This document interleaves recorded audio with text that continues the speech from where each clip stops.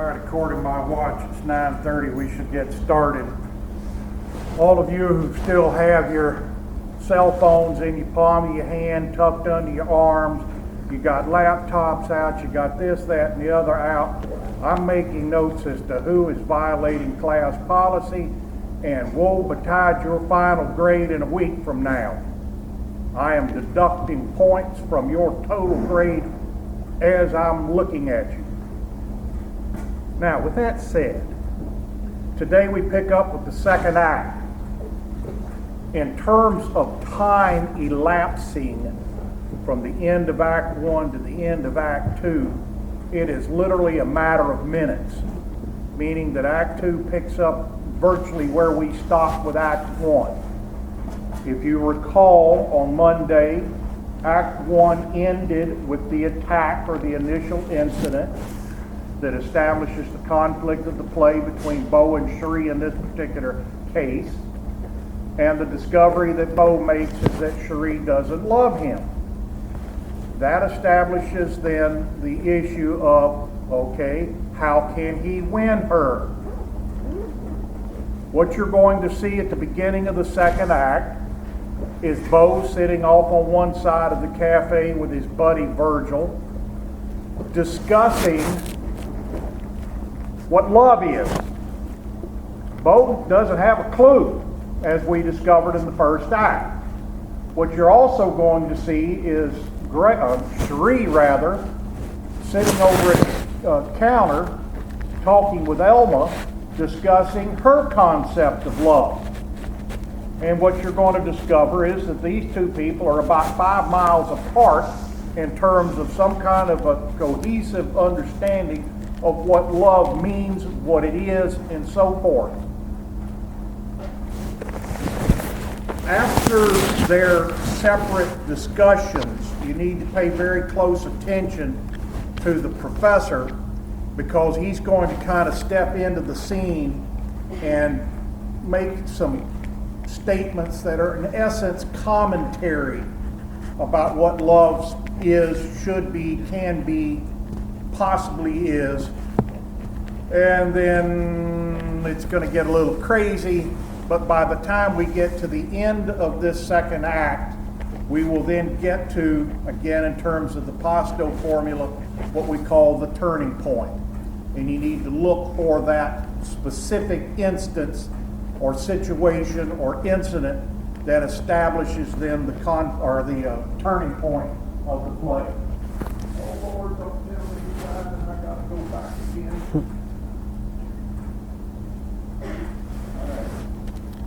All right. There we go. Waking up the DVD drive. I let it on pause too long.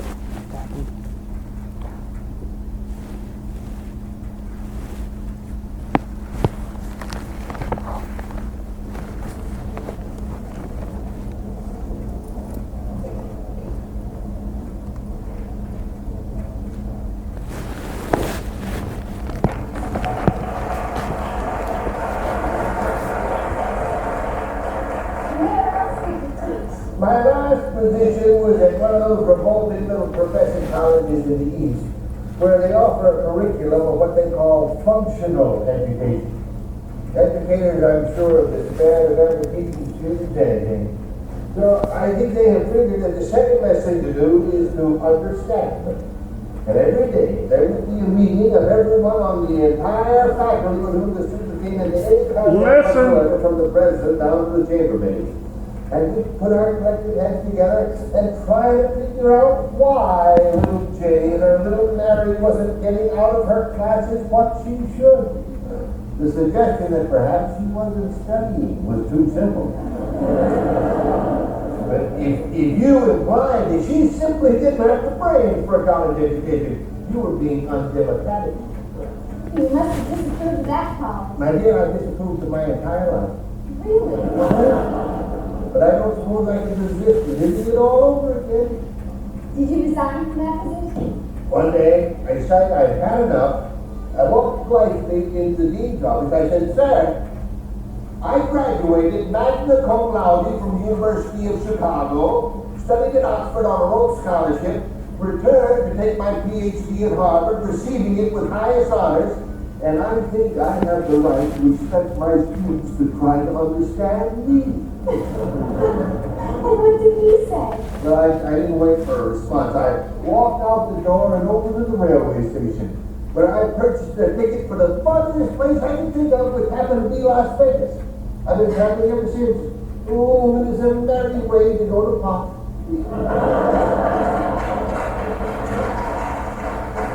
Now, I thought I might teach one day, but you don't make it sound very attractive. My dear, you speak for yourself. Don't be influenced by me one way or another. You are such a lovely young girl. Thank you, Dr. Lyman. Didn't you tell me that you planned to go to Topeka tomorrow? Me today, yeah. I have a ticket to hear the Kansas City Symphony. They come to Topeka every year to do a concert. And you said you see your sister there. Mm-hmm. Then I take an early morning bus back here in time for school money. Then after school, I come here to work for Grace. Didn't you tell me that they had a university at Topeka? Yes, Washburn University. Washburn University, of course. It occurs to me I might just stop off there and check some references on a piece of research I'm engaged on. Oh, I've been to the Washburn Library lots of times. Yeah. Perhaps you could take me there. Oh, Which I'm going to arrive at Topeka ahead of you, and I can meet the bus. if you really want me to. You could take me to the library, and perhaps we could have dinner together, and perhaps you permit me to take you to the symphony.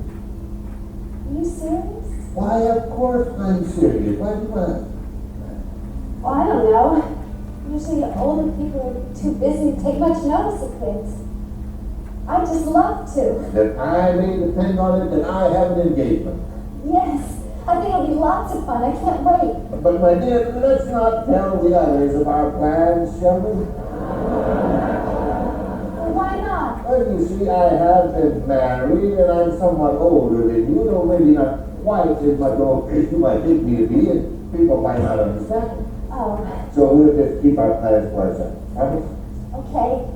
You think best. I think it best. Let's do a party, Bert. Isn't there another way for you to get back to Kansas City? Oh, I'm sorry. The bus comes through here from Topeka and we can't get through either until the road's cleared. I'm just getting kind of restless, that's all. Come on, fill this up for me, will you? Little girl. Sure, Will. Going down the highway, let's see how the men are getting on, but they might enjoy some hot coffee. It's a good idea, Will. Everybody behaving? Of course. Grace not down yet? Nope. I didn't see Carl in this place down outside. So something could have happened to her. I wouldn't worry about it, Will. No. Guess he's able to take care of himself. Thank you. Oh, if anybody's looking for me, I won't be gone long. That dang sheriff. If it wasn't for him, I'd get Cherry right now. Where would you take her, Bo? There's justice of the peace down the street. You can see a sign from the window. No, Bo, you can't force a gal to marry if she don't want to. You just can't do it. Now that sheriff's a strange man. He'd shoot you in a second if he saw it in the duty. Why don't you go over there to that counter and have yourself a drink like the professor? I never did drink. I ain't gonna let no woman drive me to it. You don't drink, you don't smoke or chew. You gotta have some bad habits, Bo, to rely on when things with women go wrong.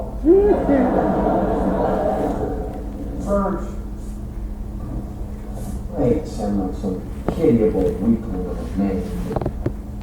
There's been times in the last few months I've been so lonesome, I just didn't know what to do with myself. So does Grace feel that way, Bo? How about you, Bert? Don't you ever get lonesome too? A long time ago, I gave up romance and decided to take being lonesome for granted. I wish I could do that, but I can't. Maybe I'm a sap. Why do you say that? Well, I don't know why I don't go to Montana and marry him. I might be a whole lot better off than I am right now. Says he loves you. You don't know what love is. What makes you say that? All he wants is a girl to throw his arms around and hug and kiss, that's all. That's the time you don't even know I exist. What made you decide to marry him in the first place? Ain't very experienced, is it? Guess not. Never did decide to marry him. Everything was going fine until he brought that subject up. Both come in the nightclub one night and I seen that old black magic. It's one of my best numbers. And he liked it so much that he got up on a chair and started to holler like an engine. And then he put his fingers in his mouth like that and started to whistle like a steam engine. And naturally, made me feel kind of good because most of the customers at the Blue Dragon's too drunk to know some songs. And you liked him. Well, yeah, I thought it was kind of cute. I think he looks a little like Burt Lancaster, don't you? Maybe. Anyways, I've never seen a cowboy before. I've seen him in the movies. I've never seen one in the flesh. He was so darn healthy looking, I don't mind admitting I was attracted right from the start. You were? Yeah, but it was only what you call sexual attraction. Oh. And the next morning, Bob gets up and hollers, "Yippee, we're getting married!" I thought he was crazy. I tried to reason with him, but he wouldn't listen to a word I said. He just stayed by my side all day long like a shadow. And at night, of course, he'd go back to the rodeo, but every night, after the rodeo was over, he was back to Blue Dragon in time for the midnight show. And if some guy came to have a date with me, they would beat him up. You never told him that you'd marry him? No. He kept telling me that him and Virgil was going to be by the night the rodeo was over and they was going to pick me up and we'd start off to Montana together. I knew that if I was there, that's exactly what would happen. So I decided to be. And one of the other girls that worked for the Blue Dragon, she lived across the river in Kansas and she said I would stay with her. So last night, go to the Blue Dragon. I only sang for the first drop, and then I told him I was going to put it on. And I took on my share of the tea, and darn it, I have no barrel packing in my books. And of course, they got no tailbone when he comes in a little after 11. So I go down to the bus station, haven't even got my ticket. Here comes Bonbridge. And Bo just sits right up to the ticket window and goes, 3 tickets for Montana, please. I didn't know what to say. Then he picked me up and drug me off and put me on a bus. And I've been on it ever since. And somewhere deep down inside, I got the funny feeling I'm going to end up in Montana.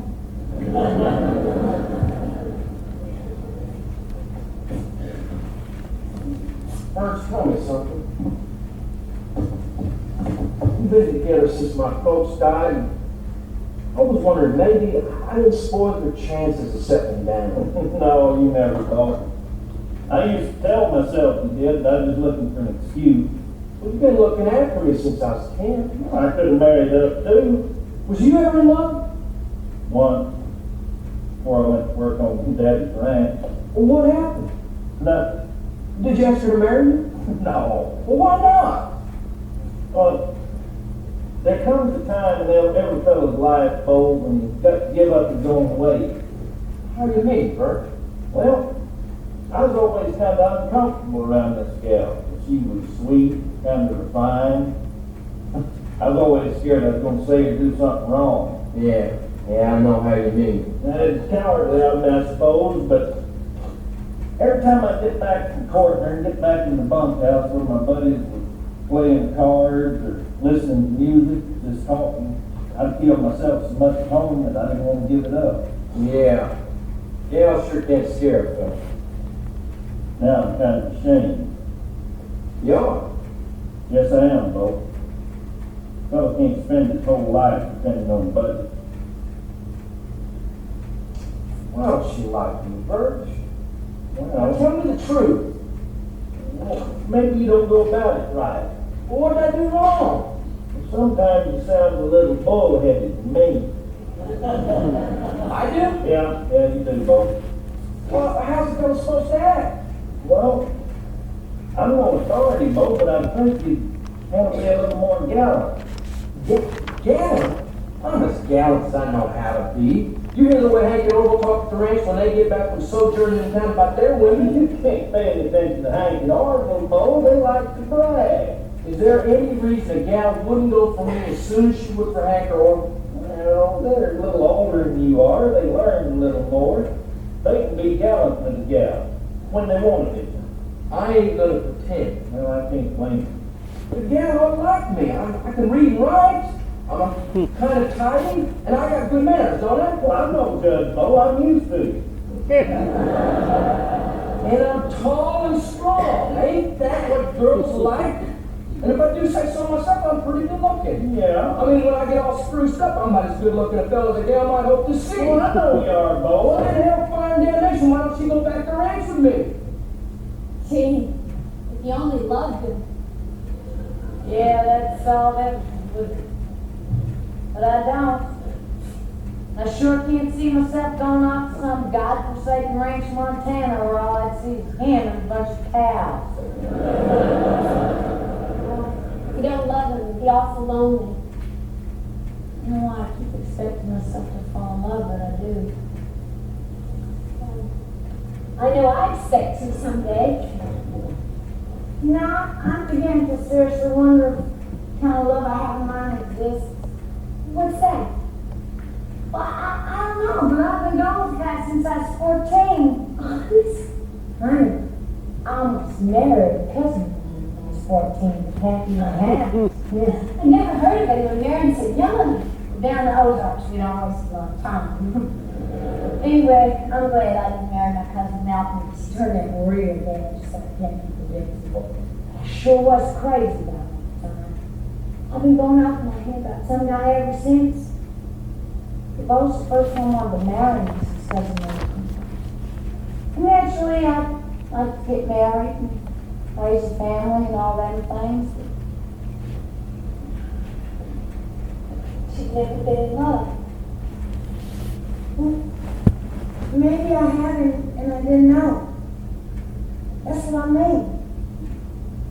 Maybe I don't know what love is. Maybe I just keep expecting it to be something that it ain't. I just feel that no matter how crazy you're about a guy, you gotta feel it's hard to put in words. You gotta feel that he respects you. That's what I mean. I should think so. And I want a man that I can look up to, but I don't want one that'll browbeat me. And I don't want a man that's be sweet to me, but I don't want to treat like a baby.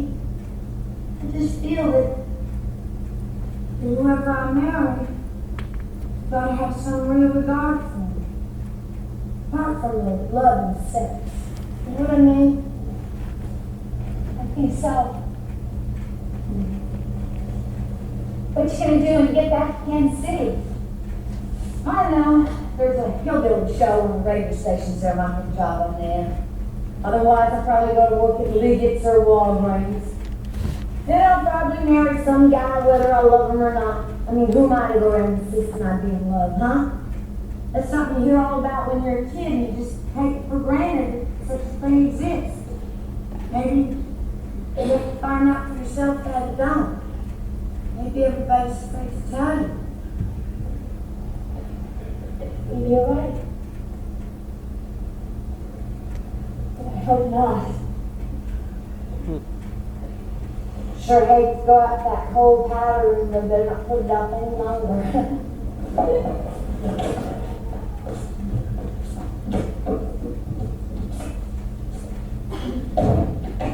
How defiantly we pursue love.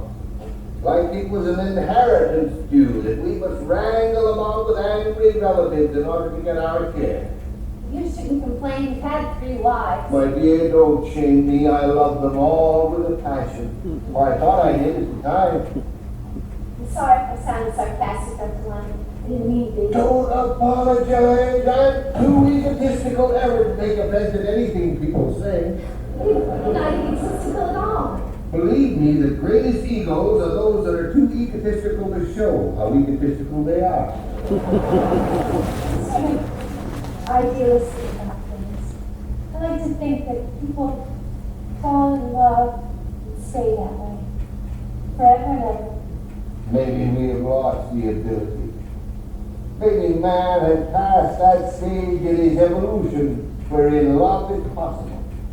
Maybe life will continue to become so terrifyingly complex that man's anxiety about his mere survival will render him too miserly to give of himself in any true relation. Oh, you're talking over my head. Anyone can fall in love. I always thought. Two people really in love must give up something of themselves. Yes. Love is a gift that men are afraid to make. Sometimes they keep it locked inside themselves forever, where it withers and dies, and then they never know about it. Only its facsimiles, which they seek over and over again in meaningless repetition. Gee, how we get on this subject? Oh, my dear, pay no attention to me. But whether there is such a thing as love, we can always pretend it is. But let us talk instead of our forthcoming trip to Topeka. Tell me, will you wear your prettiest dress? Oh, of course. If it turns out to be a nice day, I'll wear a new dress Mother got me for spring. It's a soft rose color with a little lace collar. Oh, you look lovely. Lovely, I know you. I hope it doesn't embarrass you for me to speak these endearments. No, this is embarrassing. I'm glad. You just think of me as a fatherly old fool, will you? And not be troubled if I take such rapturous delight in your sweetness and innocence and youth. For these are qualities I seek to warm my heart, as I seek a fire to warm my hand. Now I am kind of embarrassed. I don't know what to say. Then just say nothing. Or nudge me, and I'll talk endlessly about the most trivial matter. Sure is cold up there. Bert, will you play us another song? I think we all need something to cheer us up. I'll make you a deal, miss. I'll play if you'll sing. Let's have a floor show. Well, everyone here can do something. A brilliant idea straight from the top. You will Bert, will you play first? I don't play no opera music and jitterbug. Oh, that's okay. Will you take part two? Oh, please, it won't be any fun unless we all do something. Oh, Because I never was gonna play it. well, you can say the Gettysburg Address. Well, I ain't gonna say it now. How about your rope trick? Your rope fell out on the bus. I can get it for you easy enough. Oh, yes, please, road trips will be lots of fun. I ain't gonna get up before a lot of strangers just to make a fool out of myself. I guess he means it, man. Shucks.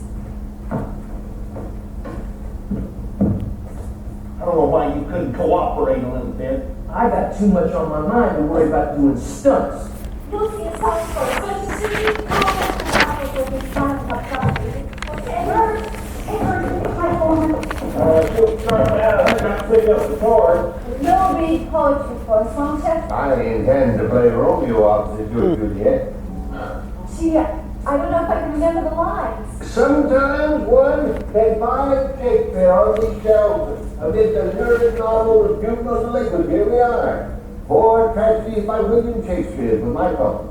That's my seat. Read it over sometimes and come back. Do you know the balcony scene?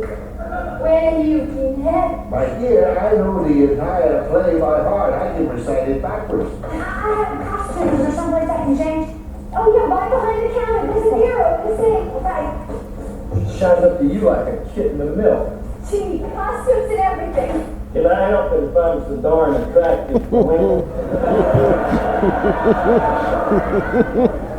Shoot, Bo, it don't mean nothing. Maybe it don't mean nothing to you. She was just being nice to me because I was playing my guitar. Guitar music's kind of tender, and gals seem to like. Tender? Yeah, gals like things to be tender. They do? Well, sure they do. A fella gets tender and someone comes along and makes a sap out of him. Sometimes, Bo, but not always. You got to take a chance. Well, I was trying to be a decent sort of fella, but I don't know if I'm tender. Oh, well, I think you are. You know how you feel about deer hunting? You just never could do it. You couldn't anymore shoot one of them sweet little deers with the sad eyes, and you can jump into boiling oil. Are you making fun of me? No, I'm not making fun of you, Bo. I'm just trying to show you got a tender side to your nature, same as anybody else does. Well, I suppose I do. Of course you do. Then why don't Cherry come over here and talk sweet to me like Charles to you? You've got a tender side to your nature, Bo, but you don't know how to show it. I don't. No, you just don't know how. Well, how's a fella go about showing his tender side, Birch? Well, I ain't sure I can tell you, Bo. Okay? Virgil, will you go first? It's all right, buddy. Okay, then I'll act as master ceremonies. Ladies and gentlemen, Grace's Diner tonight presents its gala floor show of celebrated artists from all over the world. The first member on our show tonight is that musical cowboy, Mr. Virgil Blessing. Blessing, who will entertain you on his guitar.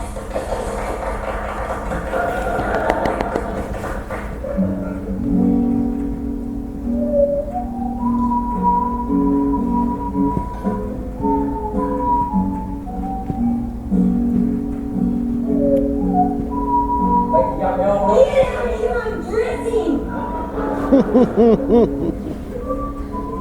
Cherry, I think you misjudged me. You be quiet, showstopper. I'm really a very tender person. You just don't know. I'm so tender-hearted. I don't go deer hunting. Because I couldn't shoot them sweet little deers with the sad eyes. You can ask Birch. I ain't interested. Okay? No. And furthermore, I think you're a louse for coming over here and talking while your friend's playing guitar. You act like you thought more of Birch than you do of me. Would you go away? Jared, I'll tell you about my color television set with a 24-inch screen. 1,000,000 times now.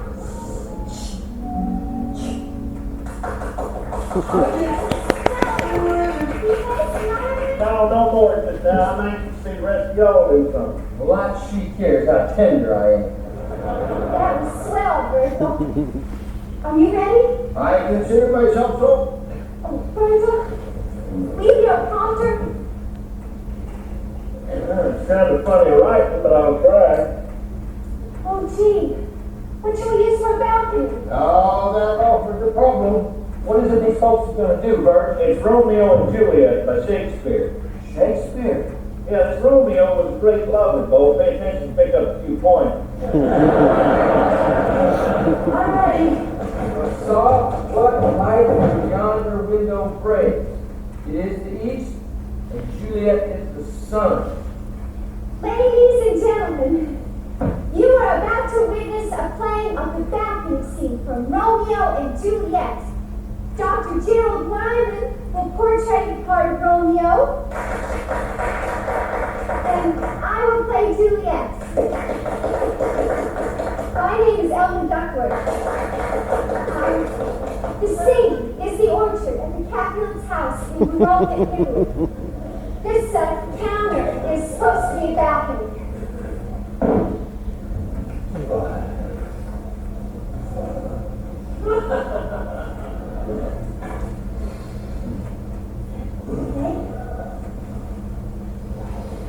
He gets set scars that never felt a wound. But soft, hot light from yonder window breaks. It is the east, and Juliet as the sun will arise. Romeo! Wherefore art thou, Romeo? Deny thy father, and refuse thy name. For if thou wilt not, be but sworn my love, and I will no longer be a captive. She speaks, yet she says nothing. What of that? Her eye discourses. I'll answer it. I am too bold. Oh, he's drunk. All the fairest stars in all the heavens, having some business to entreat her eyes to twinkle in their spheres till they return. I need. Oh, speak again, bright angel. Thou art as glorious to this night being o'er my head as is a winged messenger of heaven. I don't understand all them words, Birch. It's Romeo and Juliet, for God's sake. Now, will you shut up? Oh, that king on him. unseen cloud and floats upon the bosom of the air. Tis not thy name that is my enemy. Thou art thyself, though, not a Montague. What's Montague? It is not hand, nor foot, nor arm, nor face, nor any other part belonging to a man. Oh, be some other day. I take thee at thy word. Call me but love, and I'll be you baptized.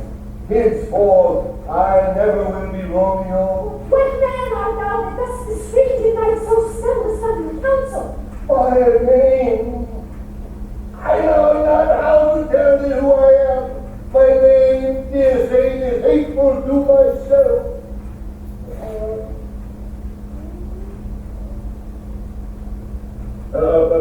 Because it is an enemy to thee. My name, dear saint, is hateful to myself.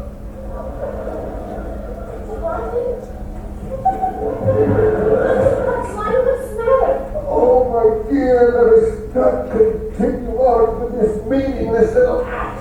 Did I do something wrong? You couldn't possibly do anything wrong if you tried. What? I could try to say the lines differently. No, Bliss. Please just tell your audience that Romeo suddenly is fraught with remorse. Verge, if that's the way to make love, I'm gonna give up.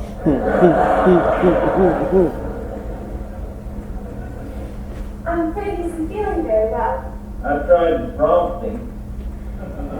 Well, we only have one more number. Are you ready? Sure. Ladies and gentlemen, our next number is Mademoiselle Cherie. That international chanteuse, direct from the Blue Dragon nightclub in Kansas City, Cherie.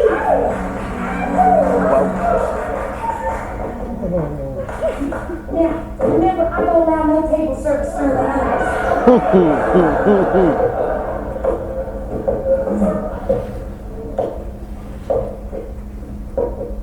Ready, Bert? That old black magic has in its spell. That old black magic that breaks a whale. Those icy fingers up down my spine. The same old witchcraft when your eyes meet mine. That same old tingle that feel inside. And then the elevator starts its ride. Down and down I go, round and round I go, like a leaf that's caught in tide. I should stay away, but what can I do? I hear your name, and I'm aflame. Aflame, such burning desire that only your kiss can put out the fire. You're the waiting for the I'm gonna get her, Verge. I made up my mind. I told myself I was gonna get that gal. That's the only reason I entered that rodeo, and I ain't taking no for you. Let me be. Anything I ever wanted in this life, I went out and got. And I ain't gonna stop now. Well, get her, Verge. Like that spinning out of that old black magic called love.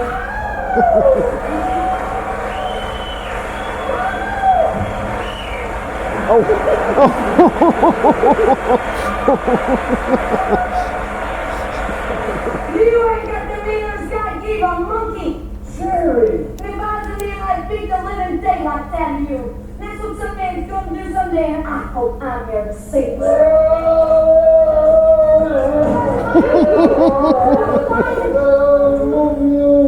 This was a pretty bad trick. Let's get over there like that.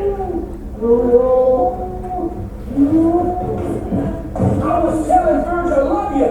You got no right to come over there and slap me. Now, we are gonna go there and wake up the justice of the peace, and you're gonna marry me tonight. Barge, have it, Shut up! I'm not a good husband. You wanna have nothing to be sorry about.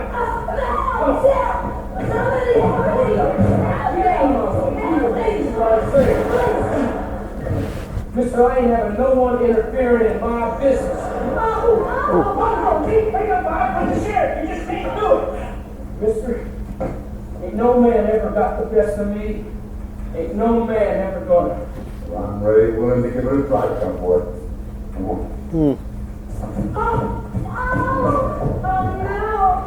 Oh, I knew this was going to happen. I just knew it. Oh, gee, I better call Grace. What the hell is going on down here? Grace and quiet. How did you all happen so suddenly? I never meant to cause anybody to smash trouble. Well, looks like Will Haskins is getting the best of him. Oh, yeah, I'll put my money on Will Haskins. Right here. Look at that now. He's green. He just swings out wild. Oh, I don't want to watch anymore. Oh, God, I'm having a big fight. Come on, Will. You give me one more time. Come on. Yeah, we'll do it every time. Look. Leave what I tell you. The Cowboys down. Yeah, Will's put the handcuffs on him there. We'll give him first aid. He always does. Oh, you just gotta admit he had it coming. I'm glad they got to say that. So I remember last time we had a fight in here, I had to put me in a new window. It takes strong men and women tonight. People strong enough inside themselves to love without humiliation. People big enough to grow with their love and brave enough to bear the responsibility of being loved and not fear it for a burden. I never had the generosity of love. I substitute you somehow.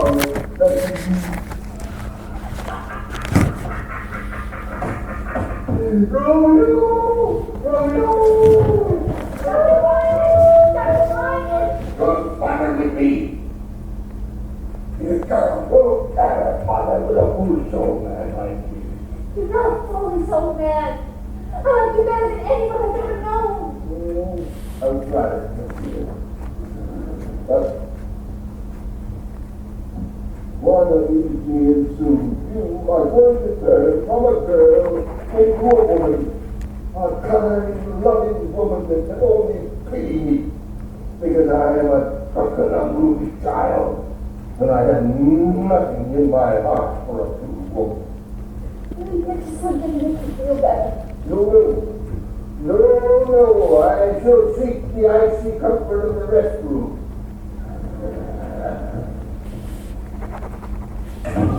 What's the matter? What's he been saying to you?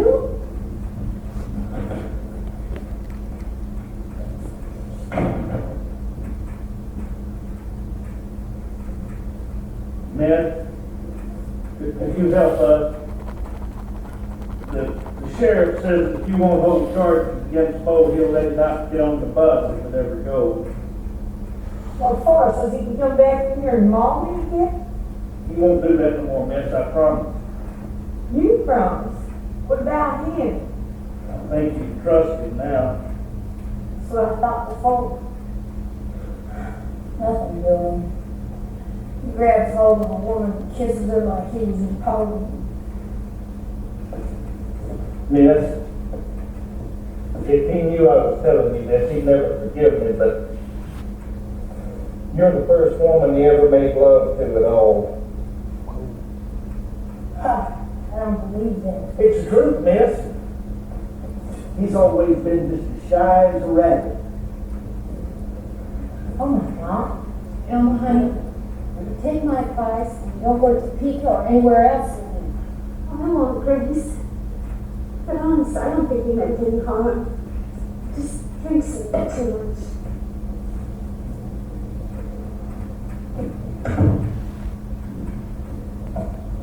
Dr. Lyman? Are you all right?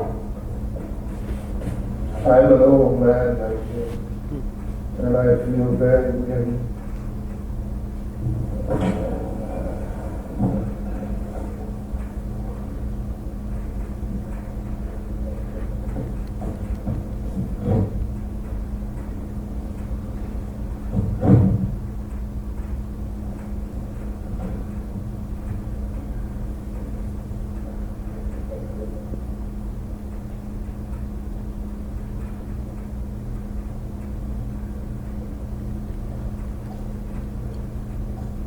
Let him see it off him. It's all you can do. Grace, for God's sake, won't you go over the back house? Oh, God. Come on, Birch. Let's go. I'm awful glad you're gonna help me, miss. You just did it to me. Just to get you out of jail. I ain't never gonna forgive you. No, it's no good, miss. You're the first woman he ever made love to at all. Well, I don't believe I've ever had that. Oh.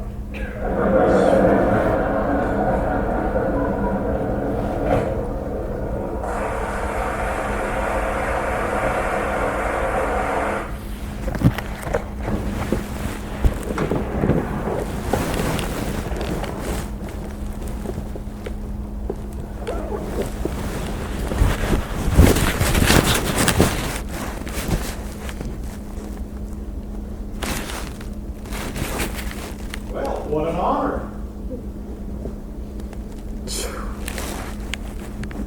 Where was the turning point?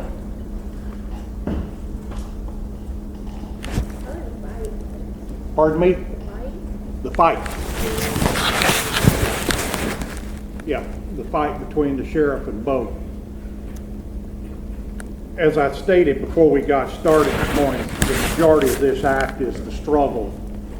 And obviously, what are they struggling with? I mean, Bo and Cherie, the focus of this play, are struggling with their concepts of love. It's interesting to note, and I'm going to get back to the fight in a second. It's interesting, if you paid any attention, Bo's talking about being tall, handsome, strong, and having a 24-inch color television. Oh my Lord. And then there's Cherie on the other side talking about respect.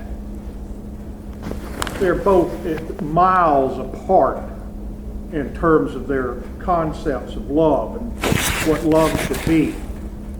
It's also interesting that after the discussions again between Virgil and Bo and Cherie and Elma, Cherie goes out to the restroom and the professor steps in, and I'm paraphrasing a little bit here, but he says, how defiantly we pursue love, as if it was an inheritance that we must wrangle about with angry relatives in order to get our share.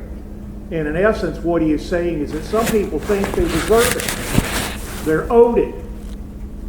Or they can win it. And that's not the way love operates. A little personal note here. Oh, this summer I will have been married 36 years. And I can remember when it finally went, duh, I remember the moment. And that's kind of what Cherie's talking about. You hear bells ringing, skyrockets going on. Anyway, getting back to the fight, the turning point.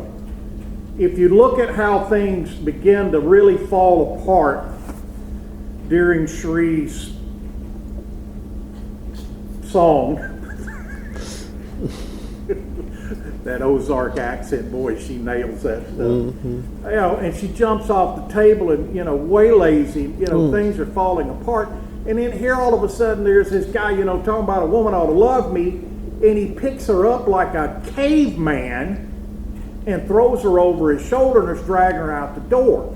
But if you go back to what the definition of the turning point or the climax of the play is that point of maximum tension, that point where something has to give. And obviously the continuation of any sense of a relationship between the two of those, something's got to give at this point. And you're going to see the results of the fight in the third act. But obviously that fight is going to turn everything around. And again, if you go back to the first act, that funny little line about the weather, March is coming in like a lion, but goes out like a lamb. Interesting there. Anyway, on top of that, let me throw a couple of other things at you before we run out of time. I don't have these next two thoughts on the questions on the back of that main handout, but one I'll throw at you. Why does the playwright William Ings choose the balcony scene from Romeo and Juliet for Professor Lyman and Elma to perform? I'm going to come back to that one in a second. And another question that comes up, why does Inge, the playwright, choose the song That Old Black Magic Called Love for Cherie to sing? Wow. Why that? I mean, of all of the pieces of music that have been written in the history of the world, why that particular one? Let's go back to the balcony scene for a moment with Romeo and Juliet. Okay, so why does the playwright choose that particular play for those two to perform? You all know about Romeo and Juliet. You've all heard it. Not necessarily you've got to see it in performance, in television, film, or even a stage production of it. But why that particular play and why that particular scene?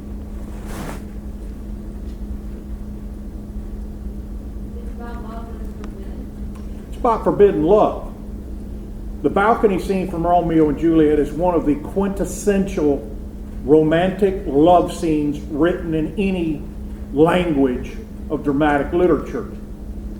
And it is about forbidden love. Now, what do you mean by forbidden love? The Montagues and the Capulets, which Romeo and Juliet belonged to these differing families, they had been feuding. They hated each other. Every time they cross paths on the street, a sword fight breaks out and they're trying to kill each other. Their families would and do forbid them from seeing each other. Ergo, where the tragedy lies when they commit suicide at the end because they can't be together. Well, what's any of this got to do with Professor Lyman and Elma?